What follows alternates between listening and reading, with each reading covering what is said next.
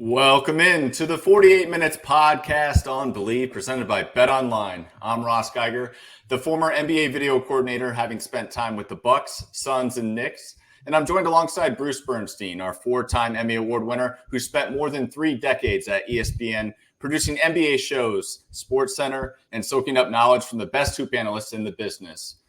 We're also with two-time Emmy Award winner Michael Worldby Freer, who is a senior writer at Stat Factor, specializing in writing advanced statistical NBA reports for various announcers across the league. And tonight, we're thrilled to be joined by Joe Doerrer of StrictlyBball, as he makes his return to the show to be sure we're all prepared for the NBA draft that takes place later on this week. This is episode number 110, the Paul Pierce episode, as the truth is arguably the best 10th overall pick ever. That very wise selection was, of course, made by the Boston Celtics, and Pierce was sure to be in Beantown last Friday to take part in the championship parade. Before we give tonight's guest a proper introduction, just a quick reminder, BetOnline is your number one source for all your sports betting needs this season. From baseball, golf, soccer, right up to all the top fights in UFC, MMA, and boxing. Every stat, every matchup, and even live odds and spreads while the games are being played. When the game's over, head on over to our online casino and get in on a game of blackjack or poker, or unwind with one of our over 150 slot games. Head to the website today to get in on the action. Use promo code BLEAV, that is BLEAV, for a 50% welcome bonus on your first deposit. BetOnline, the game starts here. Now for our guest, Joe Doerrer. He is the co-founder of StrictlyBball, and to put it simply, he continues to be one of the rising stars in the basketball media world, with over 2.5 million followers on TikTok. And if you're a hoops junkie, you've likely already following his content, or at the very least have seen some of his footage go viral, as he covers basketball at quite literally every level of the game. Joe attends many of the major high school events. He's partnered with Overtime Elite to cover their entire season of play. He's partnered with the Big Ten to create storytelling videos around both the men's and women's Big Ten tournaments. And he also has a partnership with the NBA to do short-form storytelling around the NBA season and the draft. This past season, Joe had the opportunity to interview his hometown Minnesota Timberwolves at Media Day, and just recently interviewed many of this year's top draft prospects at the NBA Combine, and is also set to be at the NBA Draft in New York for this week's main event. Joe, welcome back to 48 Minutes, and thanks for taking the time out of your very busy schedule to join us. Ross, thank you so much. Yeah, I'm excited to do this. This is an annual thing now. I mean, right before the draft, I look forward to coming on this podcast. So I'm really excited to talk some NBA draft, maybe touch on a little Timberwolves. I mean, I'm still not over the incredible run that we had. And yeah, I'm just excited to be here. Well, we're going to get to those young dudes in just a minute. But since you mentioned the Wolves, let's start with them. So what is your reaction to this year's really impressive Timberwolves season? And were there any preseason vibes that you had that stood out to you when you were attending the team's media day back in, September?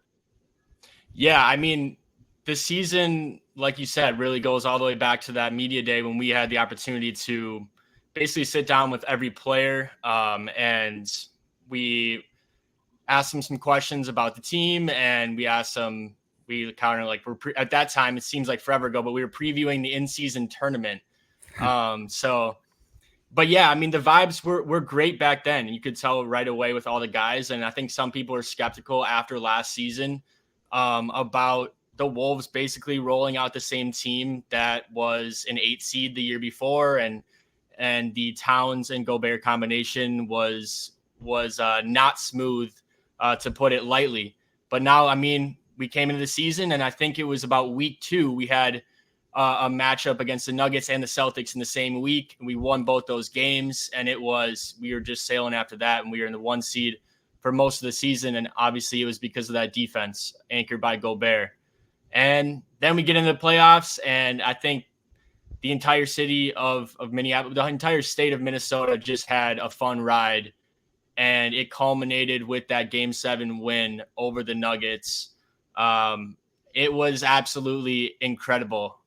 Just seeing the entire city come together. Everyone was outside watching these games at breweries and watch parties. And we kind of ran out of gas in that Maverick series, but I don't like to let that take away from the run that we had. And you just got to sit back and realize that as Timberwolves fans, your expectations are not too high. And we've only made it out of the first round once before in franchise history. So I'm happy with how the season went. Now, having covered the Timberwolves during media day, throughout the season, and throughout the playoffs, what is the always entertaining Anthony Edwards like off the court and behind the scenes? What's some story or two that you have from your time covering him? Yeah, we've myself and then my partner Nolan, we've met him twice, but media day was one of those times, and obviously, as fans, we're a little bit nervous to meet like the stars of our favorite team. And he gets in there. He was one of the last guys to go. He's gone through a whole gauntlet of media throughout the day. So we're like, oh man, he's just kind of going to be a little tired, whatever. And he came in and he was a little quiet, and we were like, oh, we got to get him out of his shell. And then one of our questions was a trivia about his own career. And he absolutely loved that part of the interview. We were asking him about his debut game, and we were asking about just like his career high. As soon as we got into this, he got competitive and he was cracking jokes. He was kind of like just became the Anthony Edwards that is clearly who he is with the people that he knows well. I think it just takes some time to come out of his shell. And then the funniest part is we knew that there's these hot fries, which is his favorite snack. You guys might have heard that before. But we brought him a bag. And after we did the interview, we gave it to him. And we were like, we knew this is your favorite snack because we wanted to kind of make something. Maybe he'd remember us if we did that. And he, I kid you not, was so grateful. He was like, I haven't eaten in 4 hours. I've been doing interviews. Like, thank you guys so much for this bag of hot fries. I'm so hungry. And just, it was hilarious to see. Like, I thought he might have just like put it to the side and be like, oh, thanks. But he was like genuinely so thankful. That's our one Anthony Edwards story. But as soon as we kind of saw that as soon as he came out of his shell, it was clear this is like one of the funniest guys I've ever met. Hey, listen, man, small acts of kindness go a long way. That really does make an impression with people. I want to ask you one quick question about the Wolves. They're sitting with the number 27 spot in the first round. Against Dallas, their perimeter defense was sort of exposed a little bit by the closers in Dallas. So what kind of help are the Wolves maybe considering if they keep that number 27 pick? I think that there was obviously some issues with the defense in that Maverick series, but I don't think the Wolves' issues are defensively. I think there might have been some schematic things that we would have done differently in that series if we were to do it over again. But honestly, I think what we could use is, number one, a backup point guard. Mike Conley can't play 82 games and 4 rounds at this point in his career. And he played very well for us, but we're going to need somebody to, number one, back him up. And then number two, potentially, if everything goes right, take over the reins alongside Anthony Edwards in the backcourt once Conley decides to retire. So I think that's the number one priority. I think number two would maybe be kind of like a flamethrower off the bench, somebody who can really shoot the 3 ball. But a couple of guys I like is, number one, KJ Simpson from Colorado. He was one of the best players that actually played at the NBA Draft Combine because not many first-round picks really actually play. But he played, and he looked like the best player in all of the scrimmages. And he's a smaller guard. He's a 6-foot guard, but he's super quick. He can score on all 3 levels, and he's competitive, and I really like him. And then I guess the other one a lot of people are talking about is Tyler Kolek. If he ends up falling to the Wolves at 27 at Marquette, led that Marquette team to one of the best years in that program's history. And I think he really has a chance to be a can't-miss solid point guard. He's not going to be a superstar, I don't think, but he can be that guy to be a backup point guard and potentially be a solid starting point guard on a team that has some other stars like we do. Now, Joe, since you do cover so many of the highly ranked high school games and players, along with some college games, I'm wondering if you could give us an estimate of how many of these draft prospects you've seen play live, whether that be from high school, college, or even the G League or overtime. Yeah, so I was just looking at a mock draft, just kind of looking at that, and in the first round, I would say about 9 or 10 of the guys we watched before they played in college. So we watched guys like Modest Buzelis, Ron Holland, on the EYBL circuit. We watched Rob Dillingham at OTE. We actually watched Alex Sarr at OTE as well. Jacoby Walter, Carlton Carrington, Jared McCain. A lot of the one and done guys in this draft are guys that we watched when they were in high school. So it's really interesting to see how their stocks rise and fall from their high school days. Like a guy like Bub Carrington was actually outside the top 100 in high school. We watched him in a game in New York City where he was making a lot of shots, but he didn't really jump off to us in that game, and he really was a huge riser in college. And then a guy like Isaiah Collier, we loved in high school. I personally thought he was the best player in that high school class. I loved his playmaking, which I think we didn't see a lot of at USC, and just his ability to get downhill and put pressure on the rim. And he is now maybe going to be drafted in the 20s. But we really, our expertise in terms of seeing these guys in person comes with these one and done guys. So given your knowledge on a lot of these guys, what's your overall take on this year's draft class? I mean, what can NBA fans realistically expect from the guys in this year's draft? Yeah, I would say that it definitely doesn't have the top end talent. Like everyone's kind of talking about how this draft almost feels like it starts at like the average 5th or 6th pick. Like we're missing that 1, 2, 3 kind of guys that everyone's wanting to get up into that area to pick a guy who can change their franchise. And that might not be in this class. And I think people kind of got that feeling even when these guys were in high school. I remember when this class was in their senior year and going into their senior year, there was a number of different guys who held that number 1 spot in the high school rankings. Modest Buzelis was up there, Ron Holland, Isaiah Collier, Justin Edwards, who is now a guy that's projected to go in the 2nd round. All were in that range for the number 1.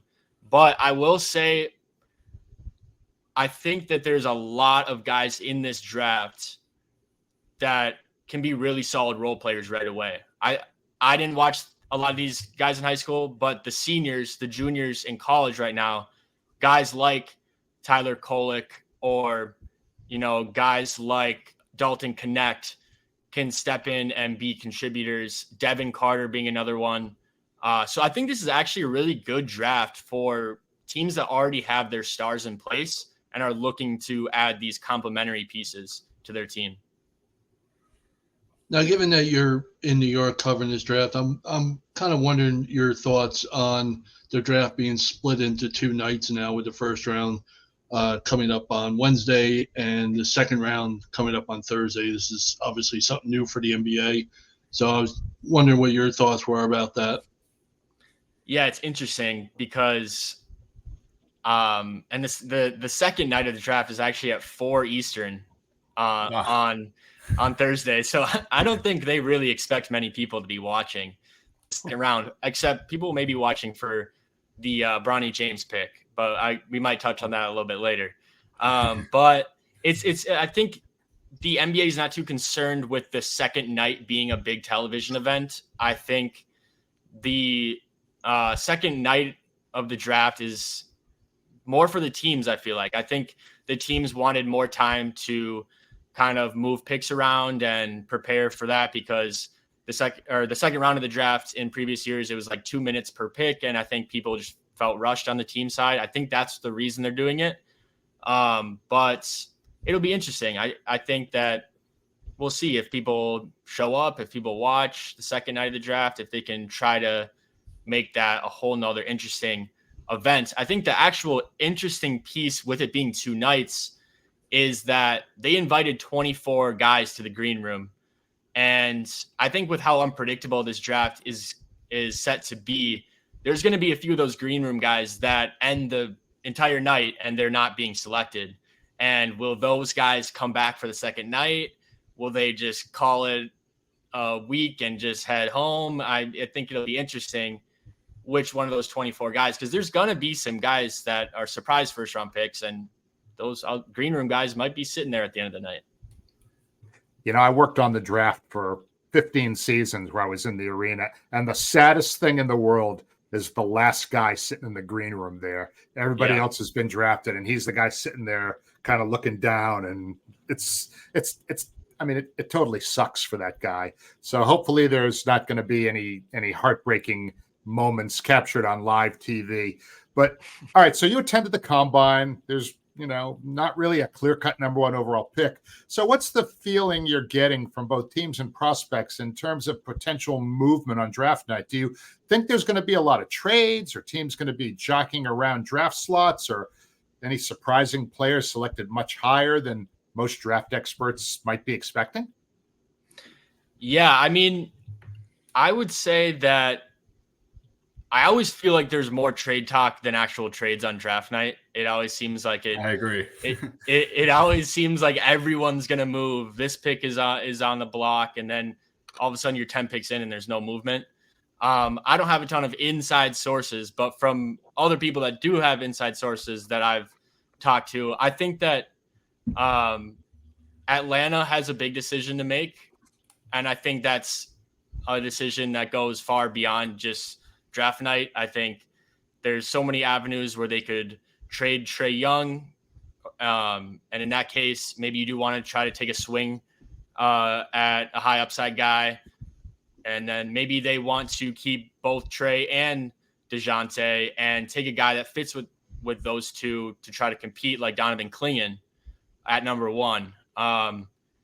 And I don't really know, other than that, who's going to be trading picks. I think there's talk that maybe the Spurs try to package 8 and 4 if they have a guy that they think is going to go 1 that they really want to get.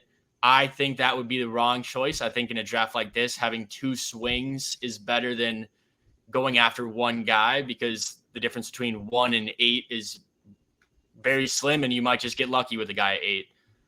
So I don't really know who's going to be traded, but I think it's going to be interesting, like you said, about guys going in positions that you might not expect. Like, I don't know who that guy's going to be, but a guy like Bub Carrington, I think maybe a team really likes him and takes him top 10 when some people have him mocked closer to 20. I think Devin Carter could be another guy that is taken by a team who's like, all right, this is kind of a can't miss prospects. I don't know if we want to just take a swing on a guy when we know we have this guy that can be effective. Now, before we reach break here, Joe, I'm glad you mentioned Bub Carrington. I know some of our listeners have been anxiously awaiting my Gigi Jackson pick for this year's draft class, and it's going to be Bub Carrington out of Pitt. I really just like his makeup, his size. I think just with some development time, he could be one of the standouts. That's certainly going to outlive his draft. I think he's going to propel past wherever his draft value is. I think he's going to be one of the overperformers for where he's taken in this draft. And one quick fun fact on him, he's actually the second cousin to Rudy Gay. So he also has some family ties to the league. So I'd take an athlete like Rudy Gay's family on my team any day. So with that, we're going to go ahead and take a quick break, and we'll come back with the second half.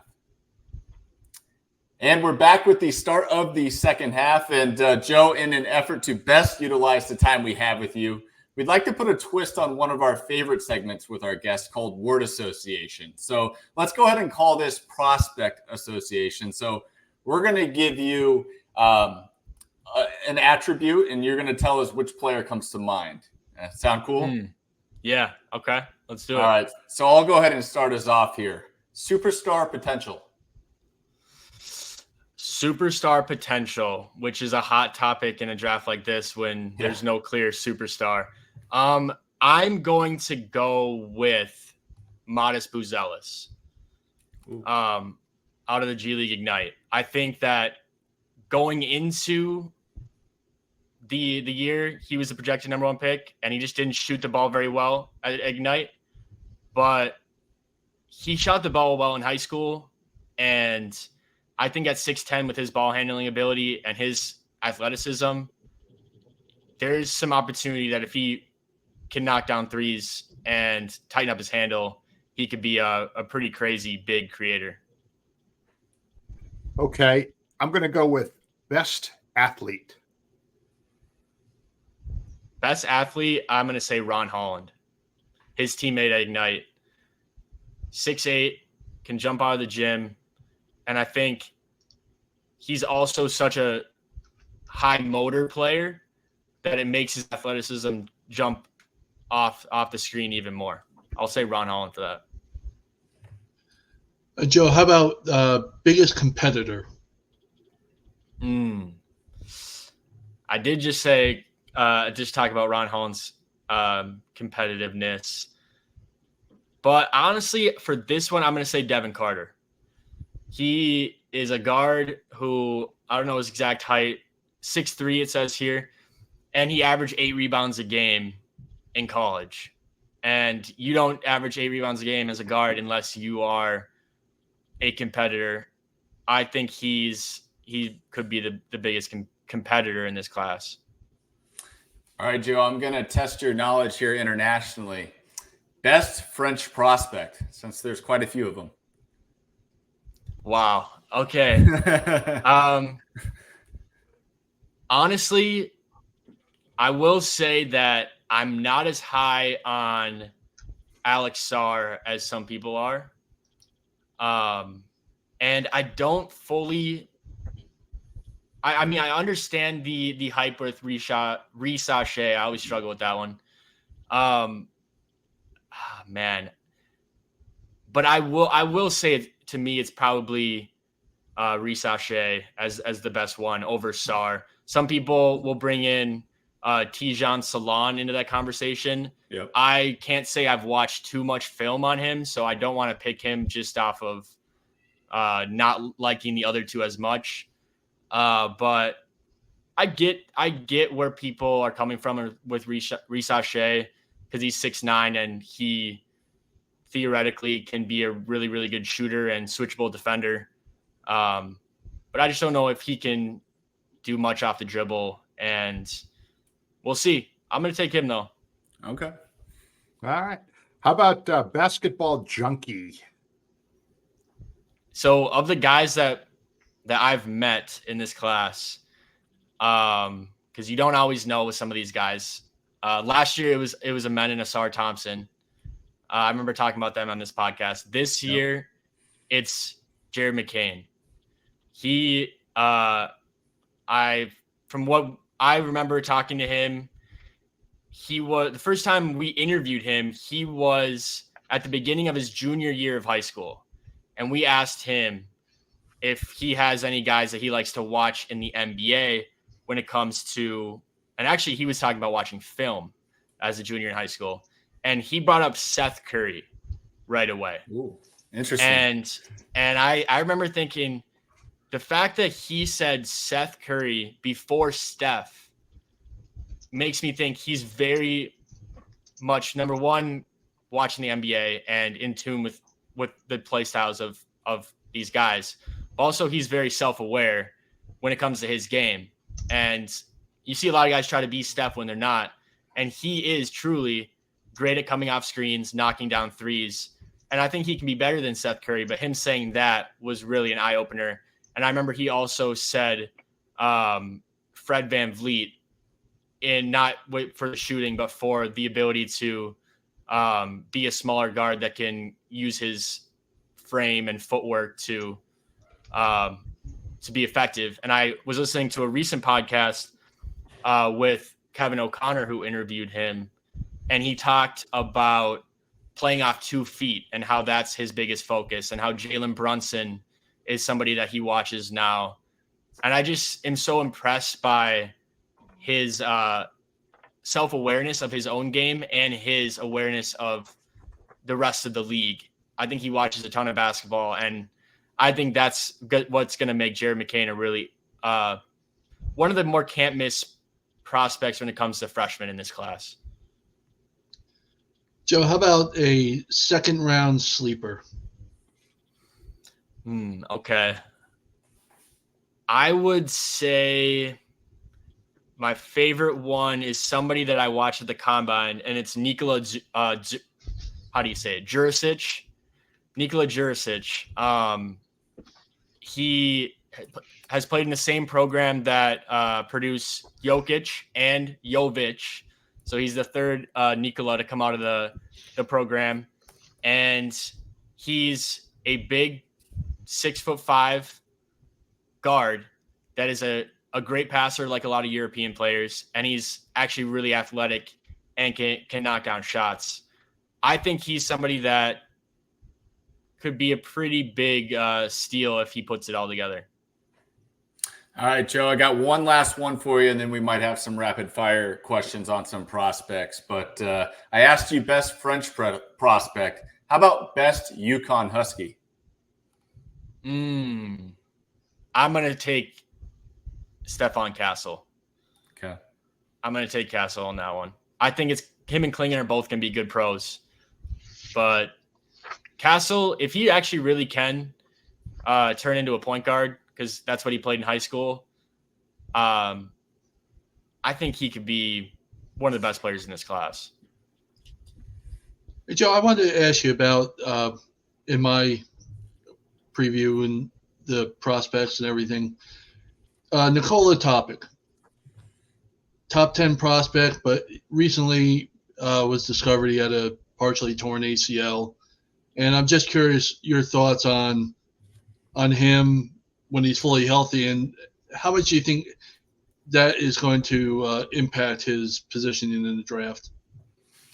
I don't think it should impact his positioning too much, just because I feel like players are now recovering from injuries better than ever, and I don't think it's going to affect him long term. And if a team's not looking to draft a player that they want to help them compete this season, I think you should take him as if he was healthy or not. Don't knock him too much for that. I actually do really like him as a prospect for some teams, just because I think this class lacks a lot of good primary ball handler playmakers. I feel like there's less and less playmakers every year. I don't know. That might just be me, but I like the fact that he's a good playmaker, and for a team that's looking for somebody like that, he's the obvious number one guy in that archetype in this draft, in my opinion. So yeah, I mean, the injury is really unfortunate for him. We won't be able to see him playing early on, but I think if that ends up actually tanking his stock, I think the team could get a steal with him. Just a quick follow-up on him, because I mentioned obviously the injury or whatever, but that was the last of a few injuries he had this past season. Is there any concern among, I know an injury like that you can recover from, but he had an injury, kept him out for a good part of his season. Is there any concern about going forward with something? Because, the numbers and his prospect ranking is really high if fully healthy, as you mentioned, as you said. I'm just, I'm wondering going forward, wasn't just one injury. Obviously he had an injury, came back, injured himself again, and then was discovered to have this ACL issue. I guess, I mean, that's a fair point. If teams really believe that he's more of an injury prone player, then of course they can, that could tank his stock. But I guess I don't have the answers to that. So there is probably people that in different teams that may have one opinion that would vary from another. Like I think there was when Michael Porter Jr. got drafted, there was some teams that said that they wouldn't take him if he was there in the second round because they didn't think he would ever even play a full season. And then the same was said kind of about Embiid, and who has had injury problems in his career. So, yeah, I mean, that's probably varies from team to team and medical staff on different teams. Michael Porter is the guy I was thinking about when I was looking up his numbers and his notes. That was exactly the person I equated to his situation. So I'm glad you brought him up. And the thing about Michael Porter is I think the injuries actually did derail his career in a way, because I think if the way he looked in high school, I mean, he moved way differently than he does now. And I think he stays healthy enough to play a lot of the time, but I don't think he's ever the same guy as he was pre-injuries. Now, Joe, speaking of movement, before we hit the break here, I got to ask you about Zach Edey out of Purdue, 7'5". How do you think his game translates at the next level? Do you see him having success or really struggling to stick in the league? If I were to make a bet on Edey, I would say I think he is going to be a good regular season player. And especially if he finds a spot where he can kind of be an anchor for a team's bench unit, where they can really go to him a lot when he's in the game, but not necessarily play him 35 minutes a night. Not that they're the same player, but kind of like a Naz Reid for the Wolves, where you bring him off the bench, and when he's in, he's looking to score. And he can kind of be like that big man, six man that is really effective on offense when he's in. And I think the worry for him that most people have, and I actually do have as well, is just how much certain guys get picked on in the postseason when it comes to mismatches and getting big men that can't necessarily guard a pick and roll 35 feet from the basket. And that's going to be a challenge for him. I think he tested better at the combine in terms of agility than most people thought. It was actually similar to Klingon. Actually a little bit better in every category than Klingon. But wow, numbers at the combine only mean so much. You got to actually watch it and see how he can guard a pick and roll and move in space. But I do think he's going to be effective, and he's going to have a value to a team. I do believe that. I don't think he's going to be struggling to break in like another player of the year, like Luka Garza on the Wolves, who was dominant in college, but is still working to get a spot on a team in the NBA. I think Edey's just different because he's 7'5", and that's just like, I saw one quote today that said, somebody was like, yeah, Edey's like Jonas Valanciunas, except 6 inches taller, which is a lot. I mean, that's a lot. I mean, you think of Valanciunas as like a mountain of a man, and then Edey's just 5-6 inches taller. I think it's going to be so intriguing. And he's the most intriguing prospect in this draft to me for that reason. Because I know some people who think he could be a top 5 player in this class. And there's definitely other people who think he should not be taken in the top 40. So it's just such a polarizing prospect that I can't think of another prospect who's had that range of like smart people who have this opinion of him.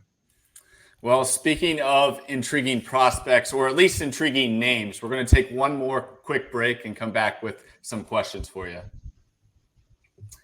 And we're back here, and much like what might happen in this year's draft, I've got a last but certainly not least question for you, Joe.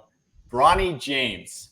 I know that you saw him play in high school, so I've got to ask you, what's your overall take on his game, and how does he project in the NBA given some time to develop?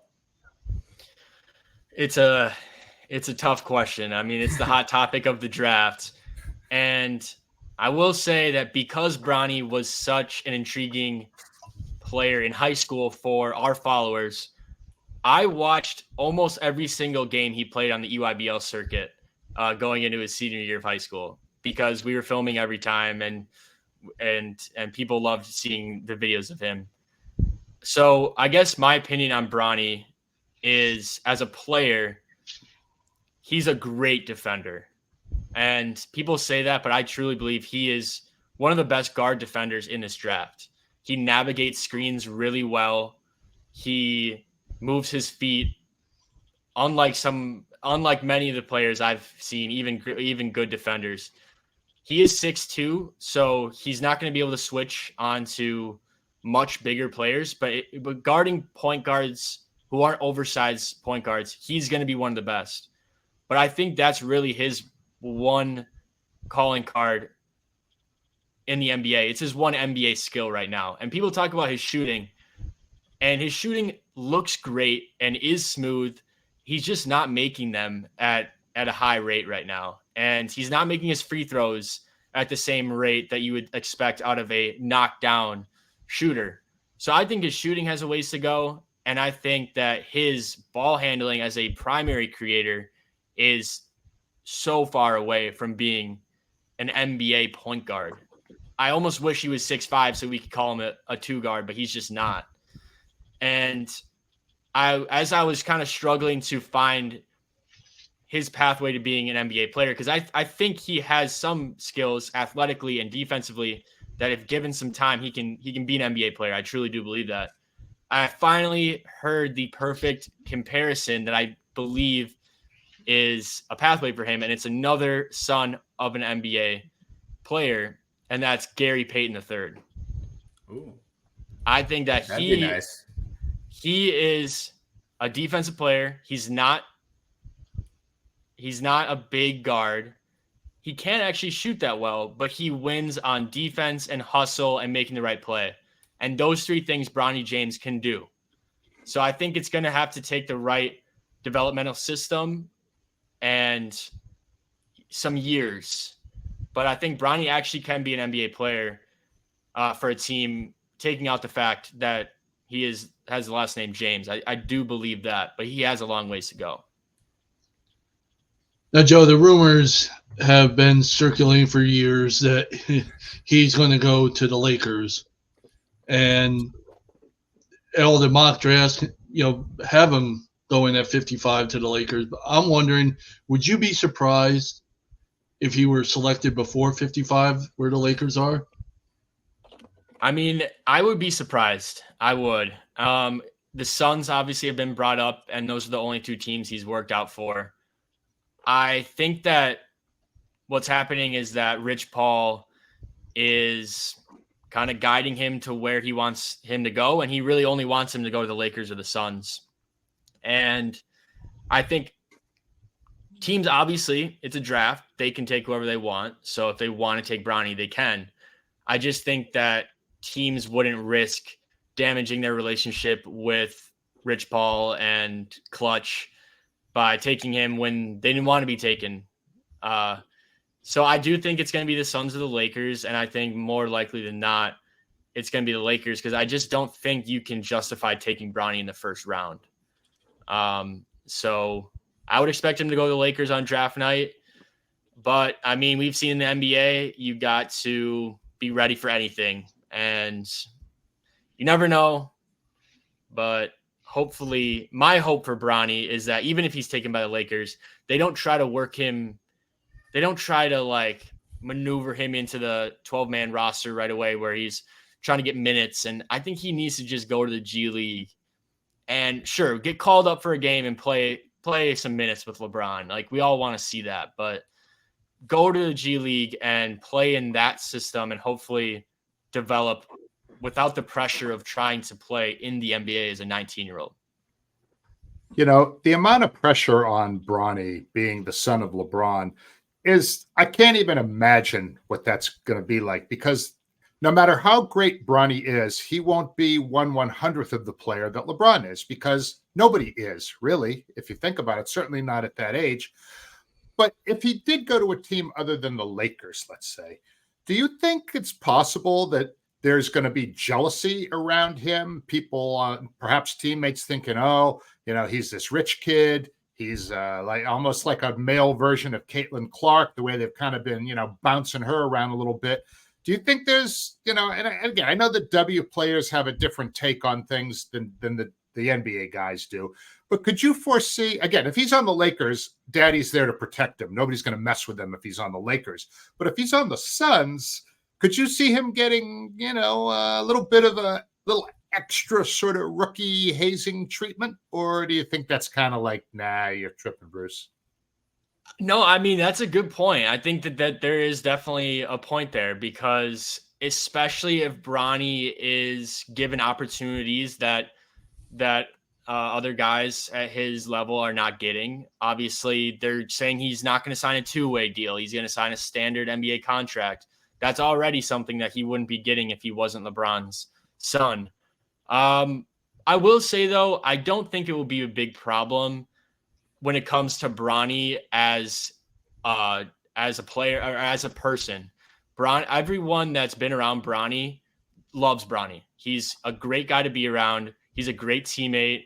He actually tries to deflect anything that has to do with his dad, and just kind of try to carve his own path, at least publicly, and from what I've seen. So I think it won't be a huge issue, just because I think Bronny is humble enough to not let that become a problem. I think it only becomes a problem if he's really given a ton of opportunities and even playing time when there's other guys that are better than him that are aced out of the rotation, because that might get ugly, especially because Bronny's just not ready to get rotational minutes in the NBA. Now, for our final closing thought here tonight, want to go around the horn on this question.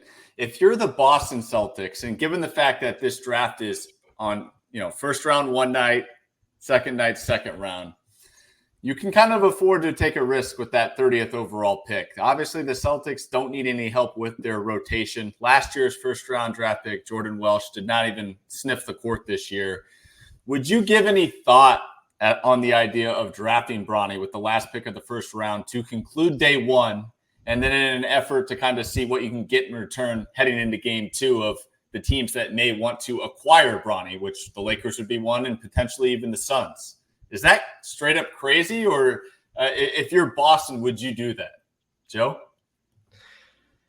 No, I wouldn't do it. I wouldn't do it. I saw Bill Simmons brought up the same question, saying that they should hold Bronny hostage for Max Christie from the Lakers. Really? Is that you're gonna make that trade? I mean, I don't see Brad Stevens doing that. But could a team do that? I mean, obviously he does hold some trade value if LeBron's like, I want to play with my son, and he's kind of deflecting that now, saying maybe I don't. But I mean, there's too many guys at the end of the first round that I think have a chance to actually be contributors right away, where I wouldn't do it. But who knows, man? I mean, who knows? We'll have to wait and see. Well, we're going to build up the suspense here and by waiting to ask our Celtic fan. World B, you go next. Well, like you said, it's always possible. But I don't think, the Celtics, their roster, while everybody should return and it's young, everything's not guaranteed there. And I don't know if you want to go messing with, as Joe mentioned, you can still get quality at the end of the first round, even though this isn't a star-driven draft. I wouldn't do it. Plus, it's a kind of a crappy thing to do to a kid, just to draft him to spite, his father or his father's team. That's kind of a garbage thing to do, in my opinion. So I don't think the Celtics are that kind of a franchise to do something like that out of spite and twist the needle a little bit. On the other hand, you're drafting a guy to go to the champs. That's not the worst thing in the world. Yeah, I mean, it is a business after all, so that's why I think it could be in play there. All right, champ, Bruce, give it to us. What do you got? I don't think Boston is all that concerned about ruining their relationship with Rich Paul, because I don't think they have a relationship with Rich Paul. I don't think Rich Paul has any use for the Celtics. We found that out during the whole Anthony Davis brouhaha a few years ago, where he said Anthony Davis will never play in Boston. However, as Stephen A. Smith might say, Utah's sitting there at 29. Utah's also sitting there at 32. And we know that Danny Ainge has no love whatsoever for the Lakers. So if any team is going to pull that move to try and get Bronny and LeBron James to come play in Salt Lake City, My money would be on Danny Ainge either at the 29 or the 32. But no, Boston's not going to play that game. All right. Well, lots of fun in store for later on this week with both Wednesday and Thursday having the NBA draft taking place in New York. Joe will be there. Joe, how can our listeners go ahead and see your content that you'll be producing on draft night?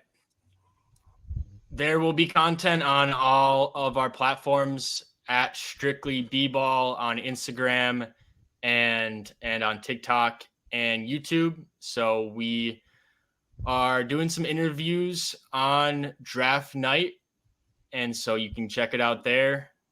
And we'll see what we ask them. I don't know. We don't have all of our questions prepared yet, but it should be pretty fun. Awesome stuff. Well, we again once again want to thank you for joining us here tonight to get us all prepped up for the NBA draft. We couldn't do it without you and your expertise, and appreciate your support of the show. Thank you, guys. I always have a blast on here. So Ross, thank you. World Be Free, Bruce. Appreciate it. Absolutely. Appreciate you, Joe. And with that will do it for this edition of the 48 Minutes podcast on Believe, presented by BetOnline. Thanks for tuning in this week, and we'll be back with you next week to be sure you're up to date in 48 on all things around the association. Take care, everyone.